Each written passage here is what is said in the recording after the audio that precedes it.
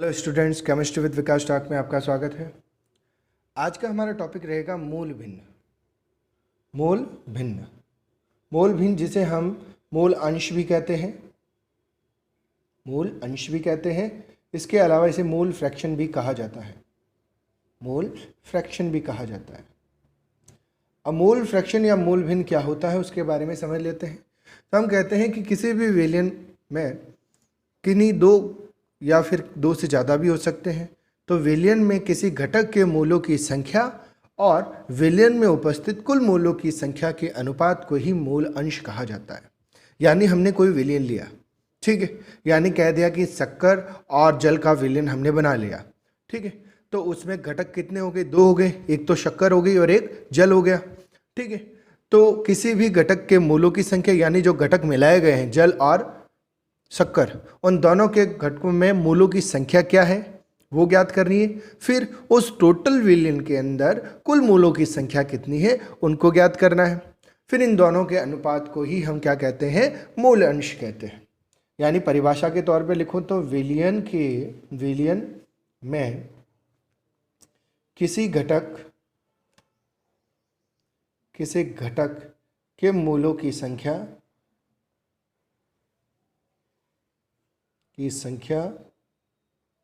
व विलयन में उपस्थित कुल मूलों की संख्या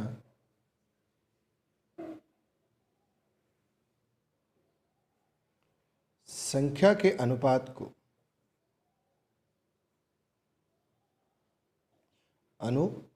को मूल अंश कहा जाता है।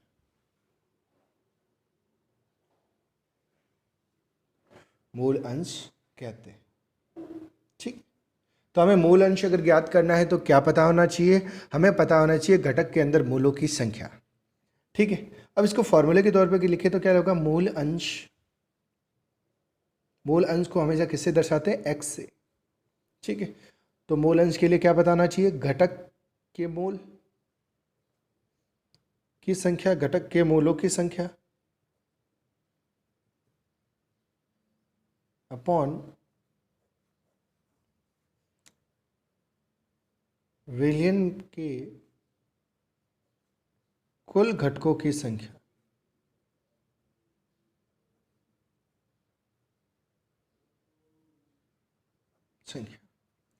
ठीक है। अब ये फॉर्मूला तो हमने बना लिया, तो दो चीज़ें क्या चाहिए? घटक के मूलों की संख्या की, जो घटक मिला है। जैसे अभी हमने एग्जांपल लिया शक्कर और जल का, तो घटक कौन कौन से हो गए? एक तो शक्कर हो गया और एक जल हो गया, ठीक है। तो जैसे मुझे अभी शक्कर का मूल अंश ज्ञात करना है कि शक्कर के अंदर कितने मूलों की संख्या है, तो उसके लिए हमें क्या पता होना चाहिए? शक्कर के अंदर कुल मूलों की संख्या पता होना चाहिए, और इसके अलावा टोटल विलयन के अंदर कुल मूल कितने हैं ये पता होना चाहिए, ठीक है। अब एक चीज़ याद रखिए कि मूल कैसे निकालते हैं। तो मूल कैसे निकाला जाता है? किसी भी चीज़ का मूल जिसे हम n से दर्शाते हैं, कैसे निकालते हैं? उसके लिए दो चीज़ें पता होनी चाहिए। भार, यानी उसका भार कितना है ग्राम के अंदर, और उसका अणुभार, मॉलिक्यूलर मास, वो कितना है, तो हम इसका मूल निकाल सकते हैं, ठीक। ये हमको पता होना चाहिए। अब नेक्स्ट बात कि अब इसका फॉर्मूला बना देते हैं। तो जैसे माना कि एक विलयन है, और उस विलयन में दो घटक हैं, और वो दो घटक कौन से हैं? ए और बी, ठीक है। दो घटक ए व बी, ठीक। अब उनमें मोलों की संख्या क्या होगी? तो उनके मोलों की संख्या हम क्या मान लेते हैं? Na व Nb, ठीक है। तो मूल अंश XA व XB होगा, अतः,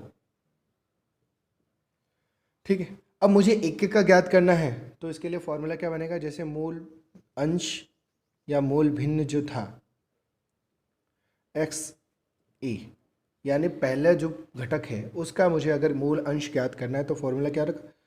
ये फॉर्मूला है, घटक के मूलों की संख्या, यानी घटक कौन सा ले रहे ए, तो उसके मूल की संख्या, और मूल को किससे दर्शाते हैं, एन से। तो एन ए अपॉन विलियन के कुल घटकों की संख्या, यानी टोटल जो जितने भी घटक है, जैसे हमारे 2 घटक है तो N A plus N B. तो ये पहले घटक जो है उसके लिए मूल अंश ज्ञात करने का फॉर्मूला बन गया। ठीक है, उसी तरह से अगर दूसरे घटक का भी मूल अंश ज्ञात करना है,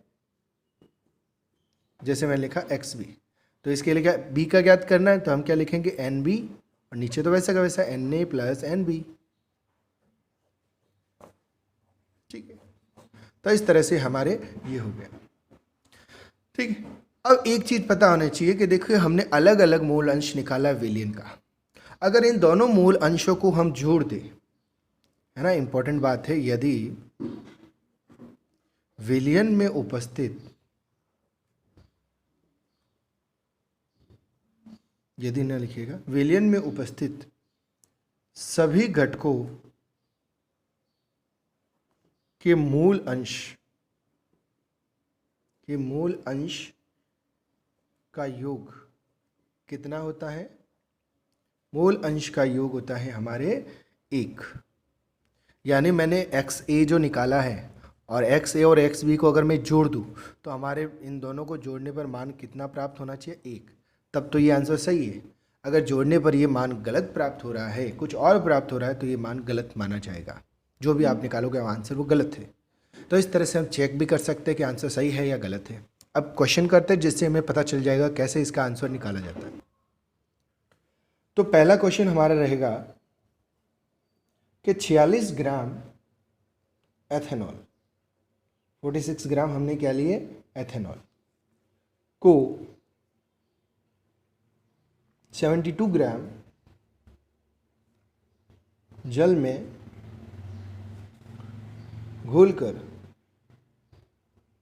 विलियन बनाया गया है,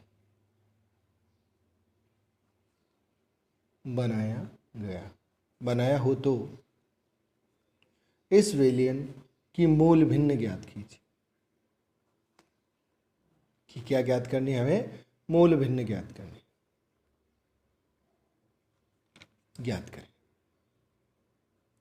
ठीक है, तो मूल भिन्न हमें ज्ञात करनी है। तो मूल भिन्न ज्ञात करने से पहले हमें इन दोनों का मूल पता होना चाहिए। तो देखिए यहाँ पर 2 मूल आ गए, यहाँ पे देखो 2 मूल भिन्न ज्ञात करने, एक तो एथेनॉल का ज्ञात करना और एक जल का ज्ञात करना है। लेकिन सबसे पहले एथेनॉल का भी हमें मूल प्राप्त होना चाहिए और हमें जल का भी मूल प्राप्त होना चाहिए। तो मूल कैसे ज्ञात करते हैं, तो एन किसका ज्ञात करना है, मूल एथेनॉल का, तो नीचे लिख देते हैं एथेनॉल। ठीक, इक्वल टू, ज्ञात करने का फॉर्मूला क्या आता है, भार बटे अणुभार। भार तो चलो यहाँ पे दे रखा है, कितना दे रखा है, 46 ग्राम। अणुभार मतलब मॉलिक्यूलर मास, और वो कैसे निकालते हैं, इसके अंदर जितने भी तत्व होते हैं उन सबको जोड़ दिया जाता है, उनके द्रव्यमान को जोड़ दिया जाता है। बहुत जनों को तो इसका सूत्र भी पता नहीं होगा, तो आप लोग को इनके सूत्र याद रखने हैं। एथेनॉल का सूत्र होता है CH3CH2, ये एथ हो गया, और ऑल का मतलब OH। ठीक है, अब इसके द्वारा इसका मॉलिक्यूलर मास निकालना है। तो देखिए कार्बन कितने हैं, 2, एक कार्बन का होता है 12, 2 कार्बन है इंटू 2 हो गए, प्लस कितने हाइड्रोजन है, 3 और 2 5 और 1 6, एक टोटल 6 हाइड्रोजन है, तो इन टोटल मिला कितना हो जाएगा 6, प्लस ऑक्सीजन हमारे पास कितनी है, देखिए तो ऑक्सीजन 1 है, तो एक ऑक्सीजन का कितना होता है हमारे पास 16। इन सबको जोड़ दीजिए तो हमारे पास कितना आ जाएगा 46। ठीक है, तो ये इसका क्या हो गया, अणुभार। आप लोग को सूत्र पता होने चाहिए, कोई ज़रूरी नहीं एग्ज़ाम के अंदर वो फार्मूला लिखेगा ही, वो डायरेक्ट एथेनॉल भी लिख सकता है। और आप लोगों ने 10th के अंदर 11th के अंदर ये सूत्र याद कर रखे, समझ रखे, कैसे बनाए जाते हैं ये भी आप लोग को पता होना चाहिए। ठीक है, अगर किसी को पता ना हो तो मुझे कहिए, मैं आपको वापस समझा दूँगा। 46 हो गया, अणुभार भी ज्ञात हो गया, भार भी हमें पता था, तो अणुभार कितना है 46। इन दोनों को कैंसिल आउट किया तो हमारे पास कितना आ गया, 1 मोल। 1 मोल, ये क्या हो गया हमारे Na हो गया। ठीक है, अब नेक्स्ट क्या है, N किसका ज्ञात करना है, H2O का, यानी जल का, तो H2O लिख दो। इसका भी वैसे ज्ञात करते हैं, भार बटे अणुभार। ठीक है, भार तो यहाँ दे रखा कितना 72 ग्राम्स, अपॉन अणुभार कितना होता है ऑक्सीजन का, सॉरी जल का, तो हम निकाल सकते हैं, है ना। तो हमारे पास कितना आ जाएगा 18। कैंसिल आउट करो, कितने बार जाएगा 4 बार, तो 4 मोल आ जाएगा। ये हमारे हो जाएगा NP। तो देखिए हमें Na और Nb दोनों निकाल दिए। अब हम एक एक का मोल भिन्न ज्ञात करते हैं। तो सबसे पहले मोल भिन्न हम किसका ज्ञात करेंगे, मोल भिन्न ज्ञात करना है तो सबसे पहले हम किसका ज्ञात करेंगे, एथेनॉल का। तो हमने X लिख दिया क्योंकि X का मतलब होता है मोल भिन्न, और किसका ज्ञात कर रहे हैं एथेनॉल, तो एथेनॉल लिख दिया। तो हमारे पास फॉर्मूला क्या है, Na/Na + Nb। तो Na कितना है हमारे पास, Na हमारे पास है 1/1 + 4 = 1/5। तो कितना आंसर आ जाएगा इसका, 5 का 10 1 के अंदर भाग देते तो कितना आता है 0.2। ठीक है, तो ये आंसर हमें प्राप्त हो जाएगा। अब नेक्स्ट ज्ञात करते हैं मूल भिन्न हमारे किसका, जल का, H2O का। तो फॉर्मूला क्या रखेंगे, NB, Na + Nb = कितना आ जाएगा। अब देखिए B कितना हमारे पास 4 है तो 4 लिखेंगे, अपॉन वही का वो 1 + 4 = कितना आ जाएगा 4/5। तो कितना आंसर आ जाएगा इसका 0.8। ठीक है, तो देखिए दोनों का हमने मूल भिन्न निकाल लिया। अब क्या ये मूल भिन्न सही है या गलत है, इसको भी तो चेक करना है। तो फॉर्मूला क्या होता है, XA + XB = कितना होना चाहिए 1। तो देखिए XA कितना है, XA ये है मान रहे, तो कितना है 0.2 प्लस ये कितना है 0.5, दोनों को जोड़ने पे कितना आंसर आ रहा है 1। इसका मतलब ये आंसर सही है।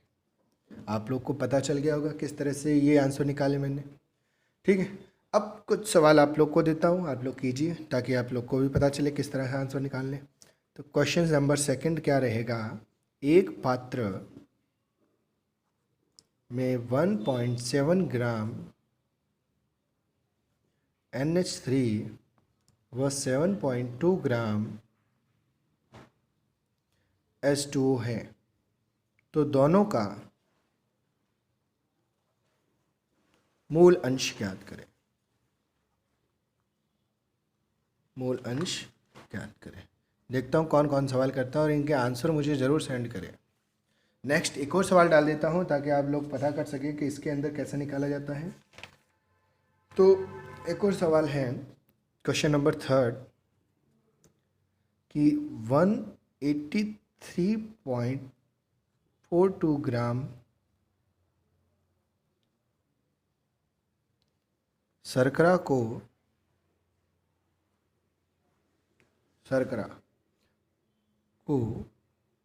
या ऐसे लिख दीजिए ग्लूकोज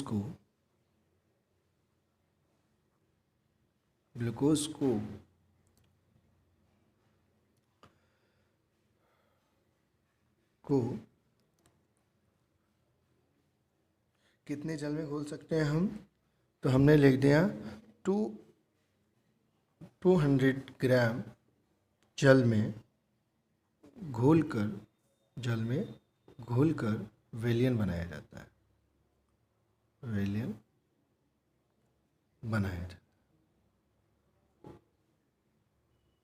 तो इस विलयन की मूल भिन्न ज्ञात करो।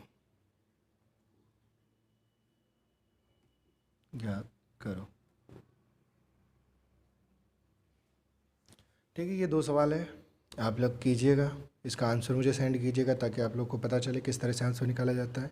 नेक्स्ट टॉपिक कल पढ़ते हैं।